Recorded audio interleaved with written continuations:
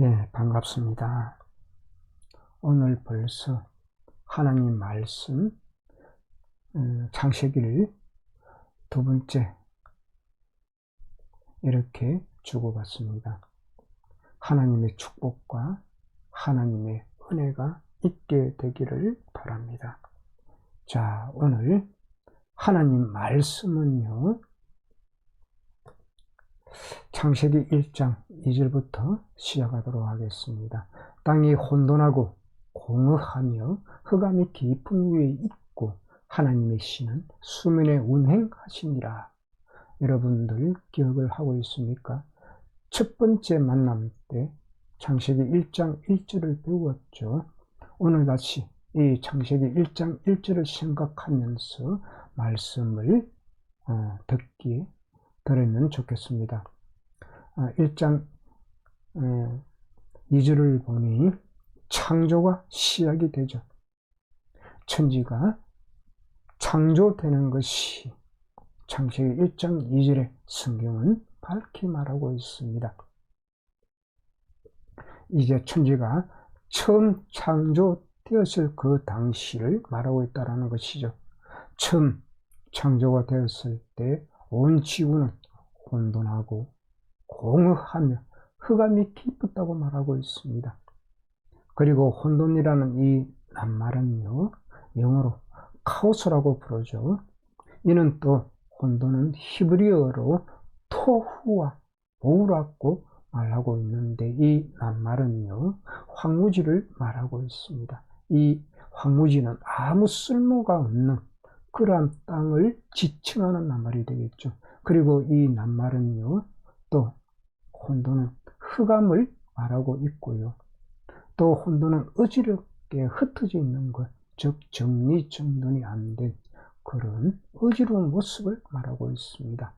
그리고 다음 1장 2절 하반절에 보니까 하나님의 신이란 그런 말씀이 나오죠. 여기서 말하는 신이란 이 말은요, 성경 개역판에 보면 루아흐 엘로힘으로 말하고 있습니다.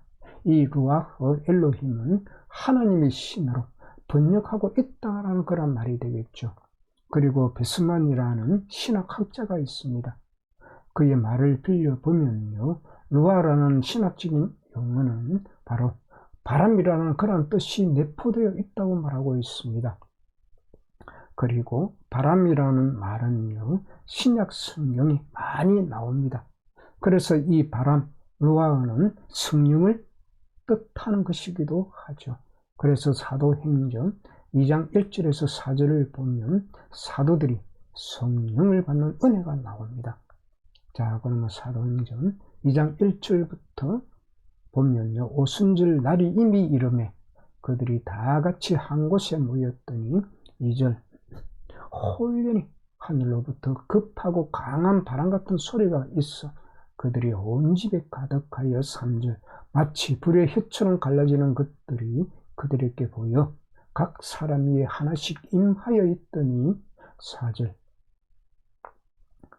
그들이 다 성령의 충만함을 받고 성령이 말하게 하심을 따라 다른 언어들로 말하기를 시작하니라.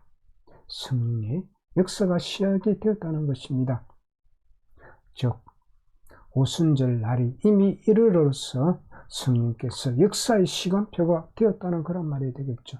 또 다른 말로 하면 이른비의 시작이 되었다는 그런 하나님의 말씀이 되겠습니다.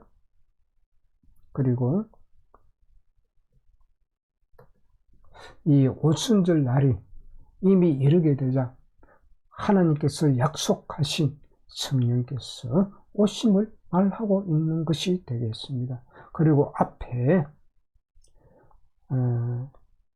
어떤 말이 있습니까? 다 성령의 충만함을 받고 성령이 말하게 하심을 따라 다른 언어들로 말하기를 시작하느라. 자, 이 말은 무슨 뜻이 있는가 하면 예를 들어서 제가 비유로 설명을 하도록 하겠습니다. 지금 시대는 다르지만 제가 바울이 살아있는 그 시대로 제가 지금 넘어가도록 하겠습니다.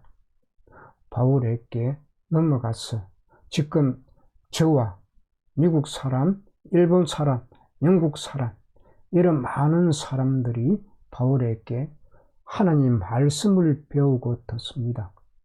그런데 바울이 헬라어로 하나님 말씀을 전하는데 각 나라의 사람들 말로 자기 귀에 들렸다는 것입니다.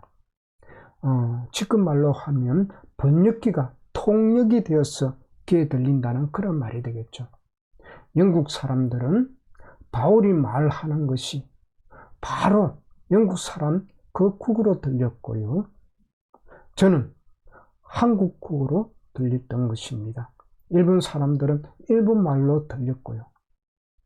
통역기도 없이 그렇게 들렸다는 것입니다. 이것이 바로 성령의 역사가 되겠습니다.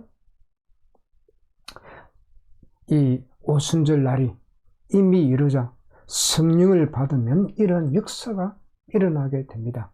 그리고 불에 혀 같은 것이 갈라진다고 성경은 말하고 있죠.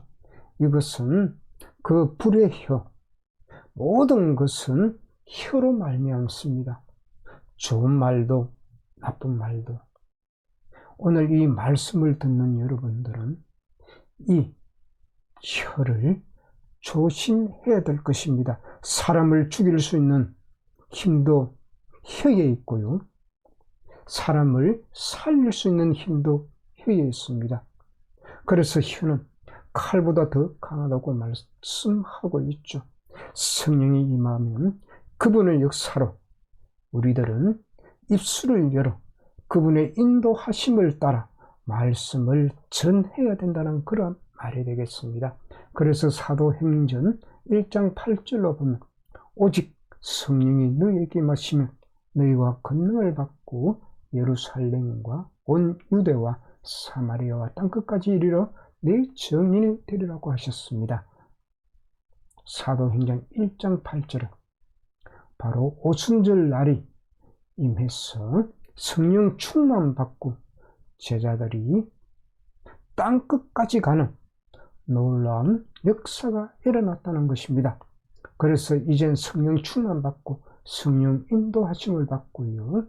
그분만을 의지해야 된다는 그런 말이 되겠습니다. 그래서 우리들은요, 성령께서 임하시도록, 성령께서 우리에게 역사하시도록 기도를 해야 되겠죠. 그리고 주님께서 역사하시면 그 하나님의 그 불로 사단의 괴계와 계획을 주님의 그 성령의 불로 태우시고요. 그리고 주의 성령이 임하시면 악한 사단은 한 길로 왔다가 완벽하게 7길로 도망가게 된다는 것을 꼭 기억하시기 바랍니다. 그리고 성령님이 임하심을 성경은 이렇게 표현하고 있습니다. 바로 급하고 바람 같은 성령이 있으라는 것을요. 그리고 또한 우리가 알아야 할 것은요. 창세기 1장 2절에 하나님이라는 그런 단어가 있습니다. 이 말은 하나님이시라는 그 단어는 엘로힘이라고 먼저 말씀을 드렸죠. 하지만 이 엘로힘이란 형용사의 최상급에 해당한 그런 의미를 갖고 있습니다. 그래서 그러한 문법에 기초하여서 르아흐, 엘로힘이라는 그런 단어가 된다는 것을 말하고 있습니다. 그래서 르아흐, 엘로힘이란 말은요, 가장 위대하고 가장 크신 왕 중에 왕이라는 그러한 말이 되는 것입니다. 그리고 다음은 창세기 1장 3절입니다. 하나님이 가라사대 빛이 있으라 하시며 빛이 있었고, 이제 빛의 창조와 또 어두움과 또 그것을 분리를 하고 있죠. 하나님께서 창조하셔서 낮과 밤을 분리를 시킵니다. 그리고 이 분리로 인해서 낮과 일, 낮일자죠. 낮과 일의 그 연속성을 알리고 있습니다. 그리고 이것은요, 분리됨으로 인해서 이것은 세계 창조의 기본 틀인 시간과 질서를 구성하게 되었다는 그런 말이 되겠습니다. 그리고 2절을 한 번 더 생각을 해보면요, 땅이 혼돈하고 공허하며 흑암 위 깊음 위에 있고 하나님의 영은 수면 위에 운행하시니라. 하나님의 영은 성령을 말하고 있습니다. 천지의 그 창조 전에는 어떻습니까? 우리가 지금 배웠죠. 아직 낮과 밤이라는 것이 존재를 하지 않았죠. 그래서 우리가 깨달아야 할 것은 지금 이 3절이죠. 3절에서는 하나님에 의해서 낮과 밤이라는 그것을 만드셨고요. 낮과 밤을 또 하나님께서 분리도 하셨고요. 그래서 낮과 밤과 시간의 그 연속성을 계속 말하고 있는 것입니다. 자, 여기서 우리가 생각을 한번 해볼까요? 여기 3절은 과연 무엇이 되겠습니까? 바라일까요? 아니면 아사일까요? 야찰일까요? 무엇이 되겠습니까? 3절 하나님이 가라사대 빛이 있으라. 처음 만드니까 바라가 되겠죠. 4절입니다. 그 빛이 하나님이 보시기에 좋았더라. 하나님이 빛과 어둠을 나누사 드디어 빛과 어둠, 낮과 밤을 드디어 나누고 있다라는 것이죠. 이 4절에서 보면 빛이 나옵니다. 여기서 빛에 관해서 보면요, 이 빛은 두 가지 차원에서 그 의미를 부여하고 있습니다. 본문의 1장 4절의 이 빛은요, 단순한 그 광원적인 즉 가시광선을 볼 수 있는 그런 파장만을 말하고 있는 것이 아닙니다. 물론 이 빛, 문자적으로는 가시광선의 그 의미도 분명히 있게 되지만, 하지만 이 빛은 하나님의 정의와 공의를 나타내어 보여주는 말이 되겠고요. 그리고 때로는요, 하나님 그 자신이 하나님이심을 보여주는 그 신성을 말할 때에도 쓰여지는 말이 바로 빛이 되겠습니다. 즉 이 말은 요한복음 1장 1절에 나오는데 1장 1절로 보면 태초에 말씀이 계시니라. 태초, 천지창조의 그 태초에 이 말씀이 하나님과 함께 계셨으니 이 말씀은 곧 하나님이시라. 바로 예수 그리스도가 하나님이 되신다는 그런 말씀이 되겠죠. 바로 신성을 인성보다 먼저 말하고 있다는 것입니다. 자, 하나님이신 예수 그리스도. 자, 계속 이 빛에 관해 4절을 말해 보겠습니다. 빛은 문자 그대로 예수님께서 빛이며 하나님께서 빛이라는 그런 말이 되겠죠. 빛은 문자 그대로 가시광선이라고 해석을 해도 앞에서 충분하다고 말했죠. 그리고 빛을 영적인 부분으로 해석해 보면요, 하나님의 영광과 정의로서의 그 빛으로 해석을 해야만 된다는 것입니다. 즉 이 말은요, 하나님 스스로 홀로 계실 때에는 많은 것이 사실 필요가 없었겠지만요, 이제 천지를 창조하셨고요, 상고태초에서는 이렇게 그 천사들도, 그리고 상고태초 하늘나라에서는 이런 것을 하실 필요가 없습니다. 이젠 지구가 하나님께서 창조를 하셨고 또 사람들과 나무들도 창조를 하셨으니까 이제는 하나님께서 하나님이신 것을 모든 창조물들에게 알리게 되는 그 신성과 또 영광이 필요하게 되었다는 그런 말이 되겠습니다.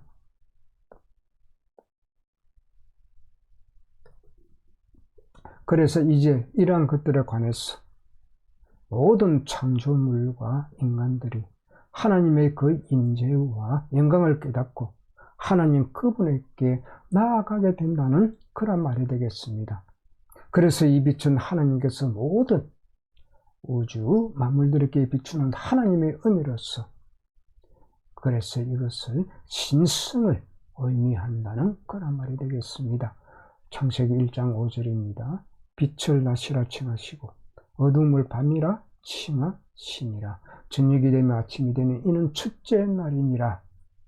5절로 보니까요, 아직도 낮과 밤이 정해지지 않은 그런 과정을 말하고 있죠. 그리고 3절과 4절을 기억하면서 5절을 보셔야 3절의 그 빛을 하나님께서 창조하신 것을 이젠 깨닫게 될 것입니다. 그리고 4절은 하나님께서 이 빛을 분리하셨고요. 그래서 이 5절에서는 이제 드디어 낮과 밤을 분리하고 계시는 것을 보여주고 있고요. 그래서 시간이 나타나는 그러한 것이 바로 창세기 1장 5절이 되겠습니다.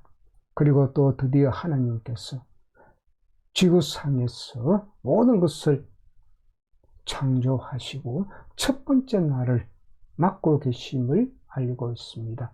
그리고 창세기 1장 6절입니다. 하나님께서 가라사대 물 가운데 궁창이 있어 물과 물로 나뉘게 하시라 하시고, 여러분 또 기억을 하시기 바랍니다.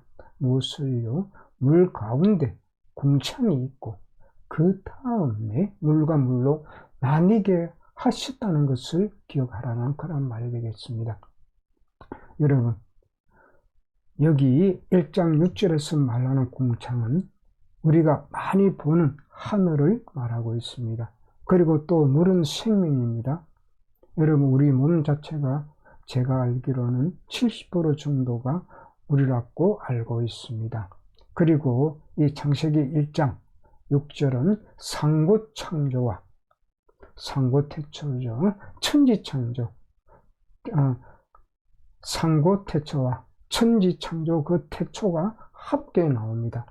이 말은요, 온 우주를 하나님께서 말씀으로 창조되어지는 그 과정을 알리고 있습니다.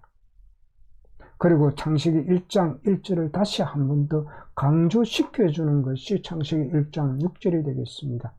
하나님이 신이 온 우주를 품고 계신다는 것이며, 이곳은 하늘 위에 하늘이 존재함을 알리고 있다는 것이 되겠습니다. 이것이 하늘 위에 하늘이 존재한다는 것은 바로 상고태초가 되겠습니다. 그리고 이 궁창을요, 히브리어로 라키아라고 말합니다.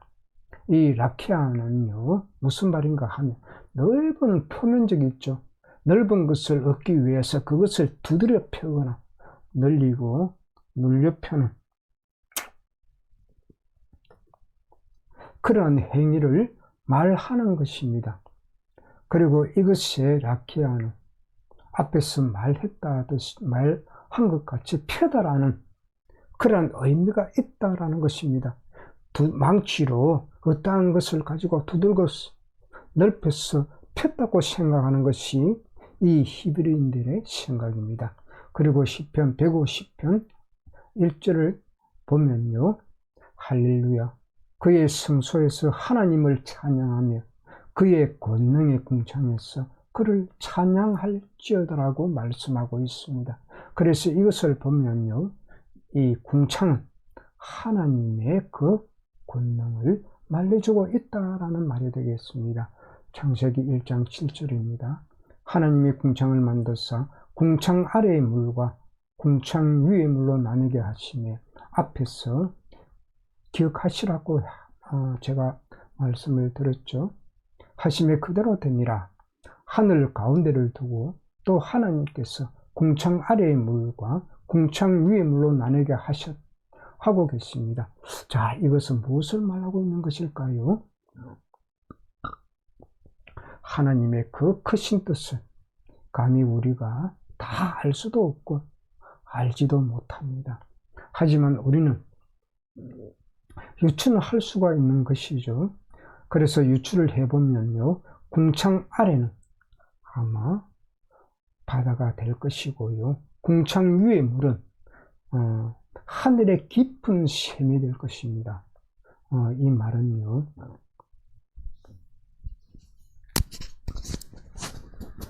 노아 홍수 때 하늘의 깊은 샘이 터졌다는 그러한 성경의 말씀이 있죠.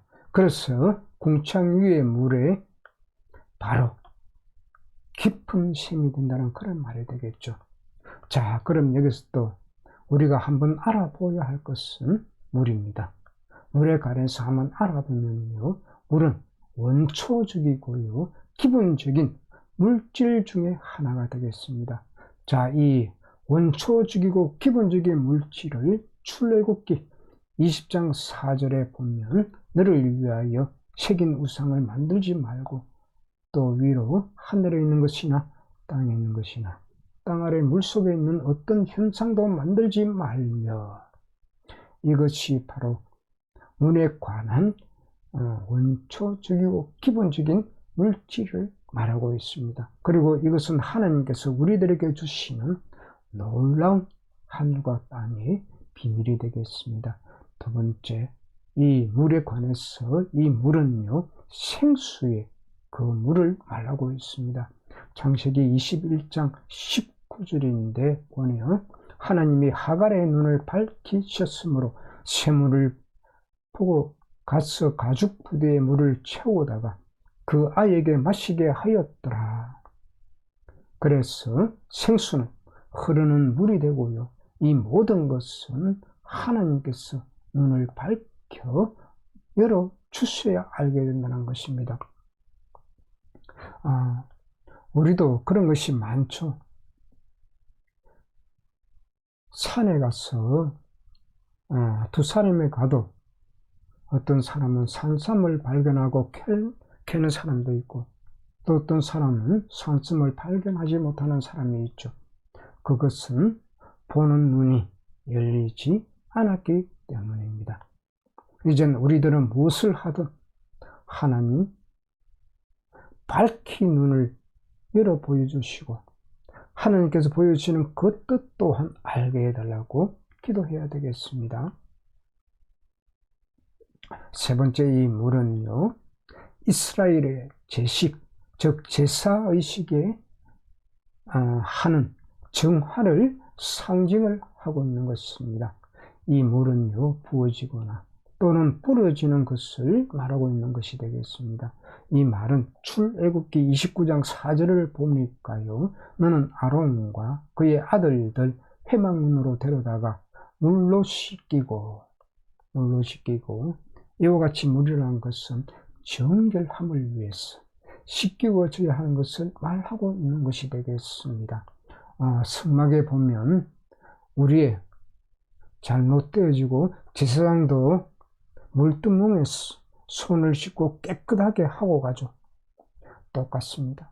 우리는 예수 그리스도의 그 피로 깨끗하게 씻음이 되었습니다.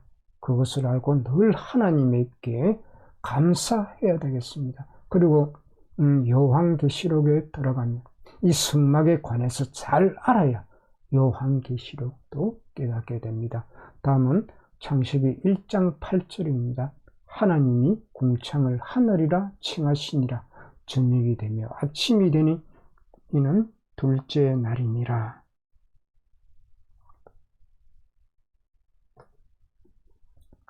여기서 먼저 어떻게 말씀을 하고 있죠? 저녁이 되고 아침이 된다는 것을 말하고 있습니다. 그리고 저녁이라는 그 원어를 보면요, 엘레브라고 말하고 있습니다. 이 엘레브는요, 밤, 저녁이라는 그런 단어가 되겠죠. 그래서 이때 처음에 이 엘레브는요, 저녁, 즉 태양이 진 직후의 저녁의 그 시간을 말하고 있다라는 것입니다. 이때의 저녁은요, 시원합니다. 이 시원하기 때문에 이 시간대가 되면요, 여인들은 물을 길러가는 그런 시간표가 된다는 것입니다. 그리고 또 우리가 잘 아는 다윗 있죠.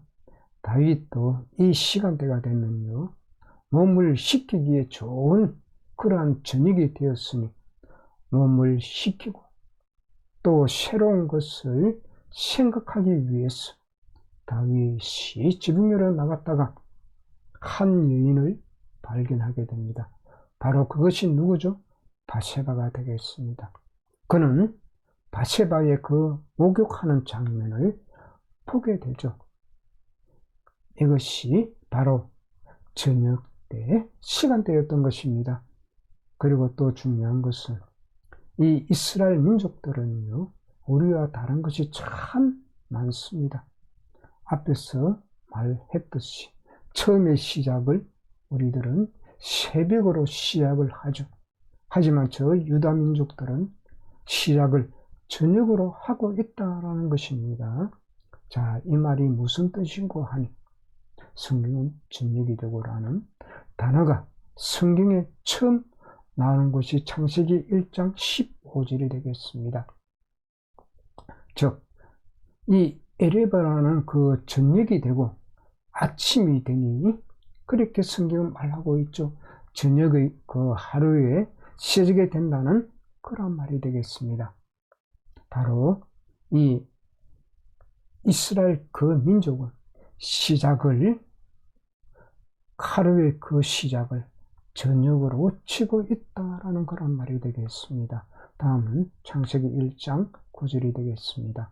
하나님이 가라사대 천하의 물이 한 곳으로 모이고 묻히 드러나라 하심이 그대로 되니라. 이제 9절로 보니까 어떻습니까? 물은 물끼리 모이게 되고요. 그리고 무엇이 드러나죠? 묻, 즉 마른 땅이 드러나게 됩니다. 바로 이것이 마른 땅이 생긴, 마른 땅이 생기게 되는 것이 바로 이 구절이 되겠습니다. 여러분, 이 구절이 이루어지기까지는 이 지구상이 모든 곳이 물로 세상을 덮고 있었다는 그런 말이 되겠죠. 그래서 보면요, 셋째 날에 하나님께서 땅과 식물의 그 왕국을 만드셨다는 것입니다. 이 말은요, 하나님께서 명령을 발하시자 땅에서는 싱싱한 식물이 돋아나고요, 그리고 그 직후로 땅의 기운이 펼쳐지게 되었다는 그런 말이 되겠습니다.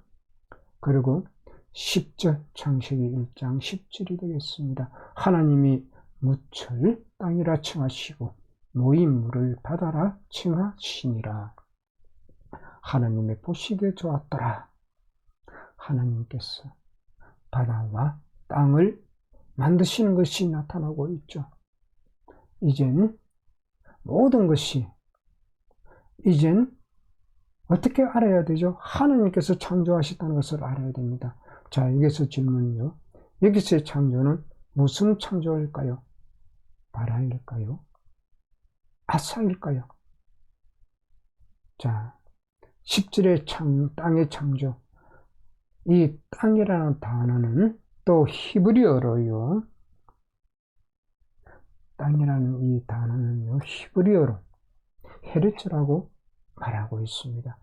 그래서 이 헤레츠는요, 사람의 활동과 경험과 역사가 일어나는 현실의 그 세계로서의 그런 땅을 말하고 있습니다. 하나님께서 능력으로 땅을 창조하시고 펼치셨을 때, 그때서야 비로소 지구에 물질의 세계가 이루어졌고요, 모든 역사가 시작을 이루고 있다라는 그런 말이 되겠습니다. 여기 오신 분들 의자에 앉아서 말씀을 들으면 되겠습니다. 그리고 물이 모인 곳이 바다죠. 이 바다를요, 히브리어로 얌이라고 부릅니다. 얌은요, 바다, 즉 대양 큰 바다를 말하고 있고요. 그리고 바다, 이 단어인 얌이란 모든 지체들, 즉 대륙과 섬들과 하늘, 궁창들로부터 구별된 것을 말하고 있고요. 그래서 물의 지체를 지칭하는 그런 말이 되겠습니다. 그래서 이것은 출애굽기 20장 11절로 보니 이는 엿새 동안 하늘과 땅과 바다와 그 가운데 모든 것을 만들고 일곱째 날에 쉬었습니다. 그러므로 나 여호와가 안식일을 복되게 하여 그날을 거룩하게 하였느니라. 그렇습니다. 하나님께서 하늘과 땅과 바다와 그 가운데 있는 모든 것을 거룩하게 만들었다는 것입니다. 거룩이란 말은 구별되었다는 그런 말이 되겠습니다. 자, 그러면 구별되었다는 말이 무슨 뜻을 가지고 있을까요? 여러분, 많은 책들이 있습니다. 구별되었다는 말은 다르다는 그런 말이 되겠죠. 많은 책들 중에 구별된 책이 있습니다. 다른 책이 있습니다. 어떤 책이 있죠? 성경.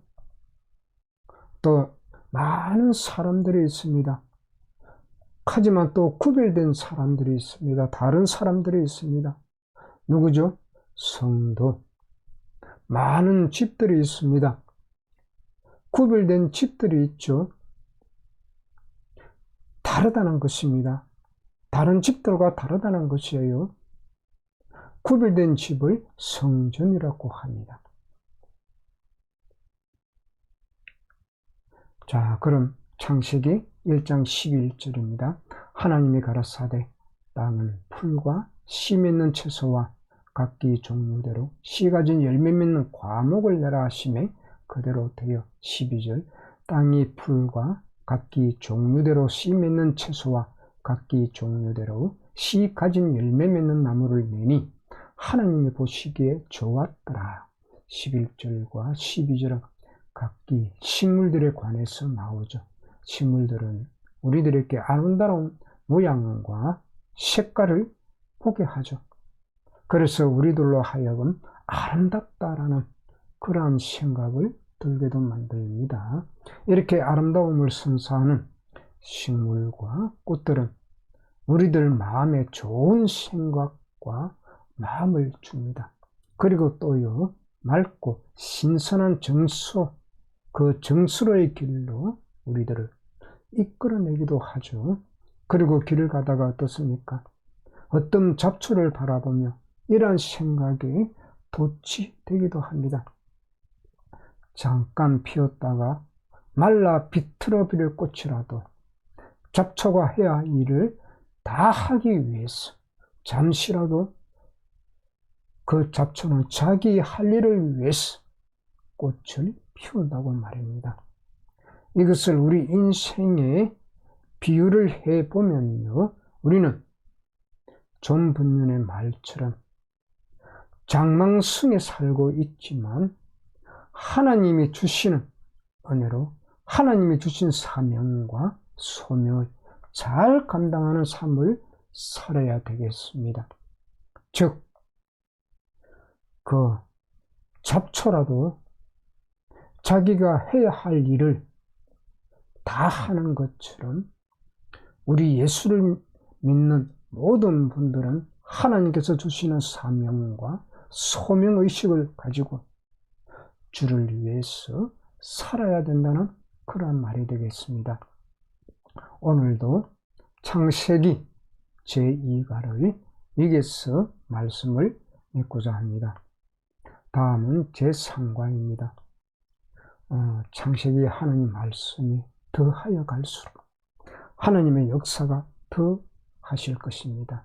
3가도 함께 하시기를 바랍니다. 감사합니다.